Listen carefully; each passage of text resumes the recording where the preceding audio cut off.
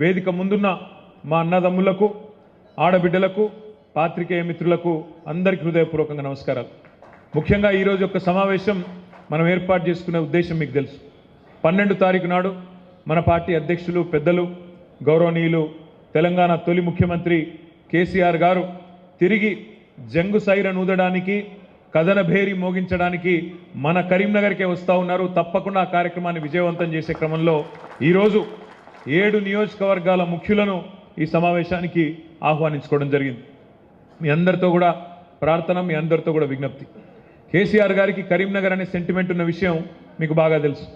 కరీంనగర్లో ఏ కార్యక్రమం ప్రారంభించినా తప్పకుండా విజయవంతం అవుతుంది అనేది మన నాయకుడి యొక్క విశ్వాసం.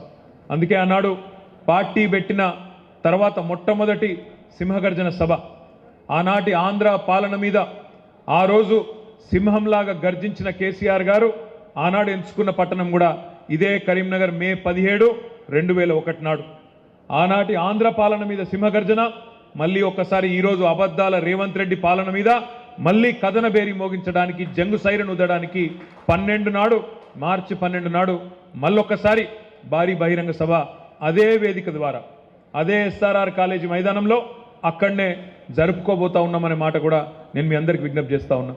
ఈరోజు పోస్టర్లు ఆవిష్కరించుకున్నాం. ఈ పోస్టర్ గ్రామానికి పోవాలి, ప్రతి మండలానికి పోవాలి, ప్రతి పట్టణానికి పోవాలి. వేలాదిగా ప్రతి నియోజకవర్గం నుండి కూడా తరలి వచ్చి మన నాయకులు, కార్యకర్తలు, మన ముఖ్యమైన మన క్యాడర్ అంతా కూడా వచ్చి కరీంనగర్లో జరిగే ఈ బహిరంగ సభను బ్రహ్మాండంగా విజయవంతం చేయవలసిన బాధ్యత మన మీద ఉన్నదనే మాట నేను మీకు గుర్తు చేస్తా ఉన్నా. ఇక ఎన్నికల శంఖారావం కరీంనగర్ నుంచే మన పెద్దలు కేసీఆర్ గారు వచ్చి ఇక్కడ నుంచే ప్రారంభించబోతున్నారు. ముఖ్యంగా వినోదన గురించి ఇప్పటికే చాలామంది సోదరులు, కౌశిక్ రెడ్డి గారు కానీ, కమలాకర్ అన్న కానీ, బాలకృష్ణ అన్న కానీ అందరూ కూడా చాలా బ్రహ్మాండంగా వివరంగా చెప్పినారు. నేను మీ అందరితో ప్రార్థించేది ఒకటే, మీరు చూస్తున్నారు జరుగుతున్న రాజకీయ పరిణామాలన్నీ మీరు చూస్తూ ఉన్నారు. నిన్నగాక మొన్న భారత ప్రధానమంత్రి నరేంద్ర మోడీ గారు మన తెలంగాణకు వచ్చిండు. వచ్చి మరి ఆదిలాబాద్ పార్లమెంటుకు ఇంకో కాడికి వచ్చి ఏదో 1-2-3 కార్యక్రమాలకు శంకుస్థాపన లేచి హడావుడి చేసిపోయిండు. ఆ సందర్భంగా రేవంత్ రెడ్డి గారు మాట్లాడిన మాటలు మీరు విన్నారు. నిన్న కూడా రేవంత్ రెడ్డి గారు మహబూబ్ నగర్లో మాట్లాడిన మాటలు కూడా మీరు వినే ఉంటారు. గత 3 నెలలుగా రేవంత్ రెడ్డి గారు మాట్లాడుతున్న మాటలు మీరు అందరూ కూడా గమనిస్తున్నారు, వింటున్నారు. కానీ నాకైతే నిన్న అర్థం కాలేదు. మహబూబ్ నగర్లో ఆ భాషా ప్రయోగము, ఆ ఆవేశంతో ఊగిపోవడము, నోటికొచ్చిన మాటలు, అంటే అధికారంలో ఉండి కూడా ఇంత ఫ్రస్ట్రేషన్ ఎందుకో, ఇంత ఆగమాగం ఎందుకైతుండో నాకైతే అర్థమైతలేదు. మీరు చూసుంటారు నిన్న ఆయన మాట్లాడుతున్నాడు, నేను జేబుల కత్తెర పెట్టుకొని తిరుగుతున్నా, ఎవరన్నా పిచ్చి పిచ్చి పనులు చేస్తే గొంతు గోస్తా, కడుపు జింపుతా, మీ పేగులు మెడలేసుకొని తిరుగుతా. ఇది ఒక ముఖ్యమంత్రి గారు మాట్లాడిన మాటలు. నిన్న మా ప్రభుత్వాన్ని ఏమన్నా చేస్తే మానవ బాంబులు అవుతామని మాట్లాడుతున్నాడు. చాలా విచిత్రంగా అనిపిస్తున్నది నాకు తెలియక అడుగుతా, జేబుల కత్తెరలు పెట్టుకొని ఎవడు తిరుగుతాడే? జేబు దొంగలు తిరుగుతారు. జేబుల కత్తెరలు పెట్టుకొని తిరుగుతాడు ఎవడన్నా ముఖ్యమంత్రి, ఎవడన్నా రాజకీయ నాయకుడు జేబుల కత్తెర పెట్టుకొని తిరుగుతున్నా అని చెప్తాడు. ఇక గసంటోడు మన ముఖ్యమంత్రి, మన కర్మ. మీరు చూడండి, ఆయన మాటలు చూడండి, ఆయన ఫ్రస్ట్రేషన్ చూడండి. సెక్రటేరియట్లో మాట్లాడతాడు, నేను ఇక్కడ ఏదో ఉంటుంది అనుకొని వచ్చినా, లంకె బిందెలు ఉంటాయనుకొని వచ్చినా, ఇక్కడ లంకె బిందెలు లేవు, అన్ని ఖాళీ కుండలు ఉన్నాయని చెప్తున్నాడు. లంకె బిందెల కోసం గడ్డపారలు పట్టుకొని, తటపారలు పట్టుకొని, నెత్తి మీద దుప్పటి కప్పుకొని అర్ధరాత్రి ఎవరు తిరుగుతారు? మరి ఈయన గతంలో ఏం చేస్తున్నారో నాకైతే తెలియదు. కానీ ఈ లంకె బిందెల కథ అయింది, జేబుల కత్తెరల కథ అయింది, అసలు ముఖ్యమంత్రి స్థాయిలో మాట్లాడే మాటలేనా? ఆ ఫ్రస్ట్రేషన్ ఏంది? ఆ ఊగిపోవుడేంది ఆవేశంతో?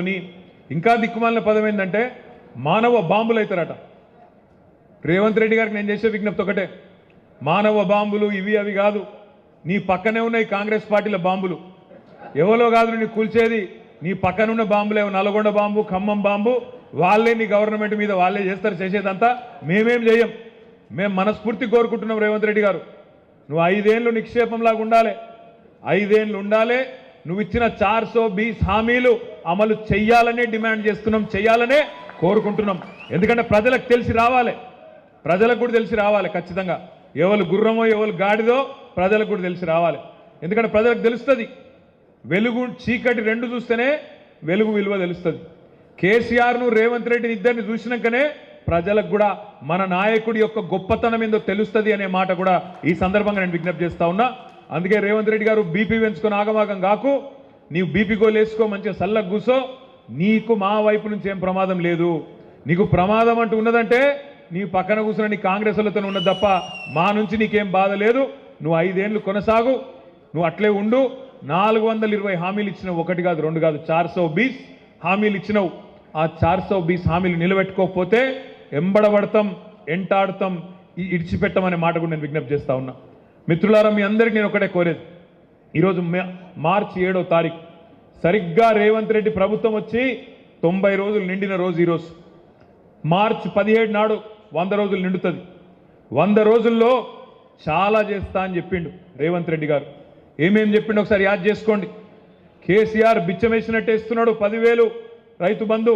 నేను రాగానే 15,000 ఇస్తా, మీరు ఒక్క 10 రోజులు ఆగితే నేను 15,000 రూపాయలు మీ ఖాతాలు ఇస్తా అన్నాడు. రైతు బంధు కాదు, రైతు భరోసా అన్నాడు. వచ్చిందా భరోసా? వచ్చినాయా రైతు బంధు? రైతు భరోసా కాదు, 15,000 కాదు, ఆ 10,000కే దిక్కులేని పరిస్థితి.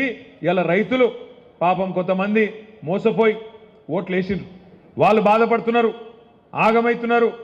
అయ్యో అనుకోకుండా వీళ్ళ దొంగ మాటలు నమ్మి, మోసపు మాటలు నమ్మి ఓట్లు వేసినాం కదా, మరి కేసీఆర్ ఇచ్చే రైతు బంధు కూడా వడకపాయ కదా అని చెప్పి ఇలా ఒకళ్ళ ముఖాలు ఒకళ్ళు చూసుకుంటా ఉన్నారు. మన దగ్గరకు వస్తలేరు, వచ్చి చెప్పేందుకు కొద్దిగా అభిమానం అడ్డం వస్తుంది. మరి ఓటేమో వాళ్ళకేస్తే మీ వీళ్ళని అడిగితే ఎట్లా అని చెప్పి కొద్దిగా పాపం కింద మీద అవుతా ఉన్నారు. వాస్తవం ఏంటి అంటే ఈ ముఖ్యమంత్రి గారికి ఈ రోజు వరకు కనీసం రైతు బంధు ఇచ్చే ముఖం కూడా లేదు, రైతు బంధు ఇచ్చే తెలివి కూడా లేదు అనే మాట ఇలా గ్రామాన రైతులే చర్చ పెడుతున్నారు.